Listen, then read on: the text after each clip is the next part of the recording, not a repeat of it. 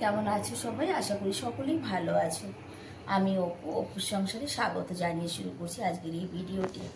সবাইকে অ্যাডভান্সে হ্যাপি হোলি এবং হোলিকা দহনের অনেক অনেক শুভেচ্ছা। তো সব জায়গায় আলাদা আলাদা রকম করে হোলিকা দহন হয়। আমাদের এখানে দিল্লিতে কেমন করে হোলিকা দহন হয় সেটাও আমি তোমাদের সঙ্গে শেয়ার করছি। এখন বিকেল 5:30। তো 5:30টার সময় আমি ঘর থেকে যাচ্ছি। তো চলো তোমাদেরও নিয়ে যাই, দেখবে আমাদের এখানে হোলিকা দহনের অনুষ্ঠানটা কেমন হয় আর কিভাবে হয়, আর এখানে লোকেরা কি করে সেটাও তোমাদের দেখাবো। ঘরের সামনের অবস্থা কিন্তু খুব খারাপ, দেখো। চলো, গুটি পায়ে বেরিয়ে এলাম। দেখো বান্দরের উৎপাত, দেখো নেট দিয়ে ঢেকে রেখেছে, সেই নেটের মধ্যে ঢুকে গেছে। এই দেখো, যাই হোক, আমার ঘরের সামনের গলিটা হয়নি দেখলে, কিন্তু এই দেখো এই দিকের গলিগুলো কি সুন্দর হয়ে গেছে, একদম সুন্দর হয়ে গেছে গলি। দেখো কিছু কিছু গলির কাজ হয়ে গেছে আর কিছু কিছু গলি বাকি আছে, তবে খুব তোড়জোড়ে কাজ হচ্ছে।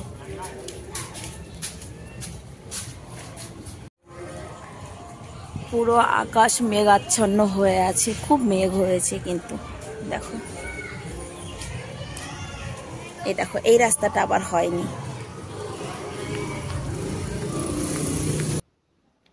দেখো নয়না এসেছে হোলিতে বাপের বাড়িতে, কি সুন্দর লাগছে তাই না নয়নাকে। এবার নয়নাকে নিয়ে আমি এখানে হোলিকা পুজো হচ্ছে। এখানে আমাদের মধ্যে বলে বুড়ির ঘর পোড়ানো, আর এখানে বলে হোলিকা দহন।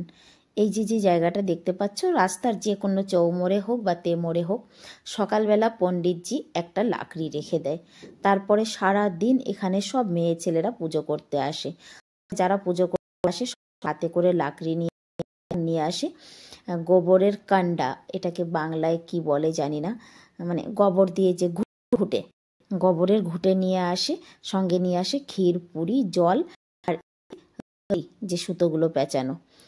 সারা দিন পুজো করতে আসে সবাই, আর সবাই কিন্তু এই জিনিসগুলো নিয়ে আসবেই। এই সবাই একটু একটু করে রাখতে কিন্তু এখানে একটা পাহাড় হয়ে যাবে। আর এটাকে ঠিক সময় দেখে, কথার মানে পণ্ডিতজি সময় হোলিকা দহনের কাজটা করে, মানে আগুনটা লাগায়।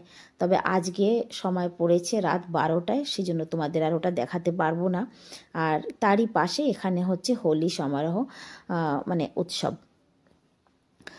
এখানে আমাদের ব্লকের সবাই, মানে মন্দিরের তরফ থেকে প্রোগ্রামটা রাখা হয়েছে হোলিকা দহনের আগে। এখানে প্রোগ্রাম হচ্ছে, অনুষ্ঠান শেষ হওয়ার পর বুড়ির ঘর পোড়ানো হবে, হোলিকা দহন করা হবে। তবে এখানে হোলিকা দহন যখন হবে তখন কিন্তু সবাই গমের ছড়া নিয়ে যাবে মানে পোড়ানোর জন্য।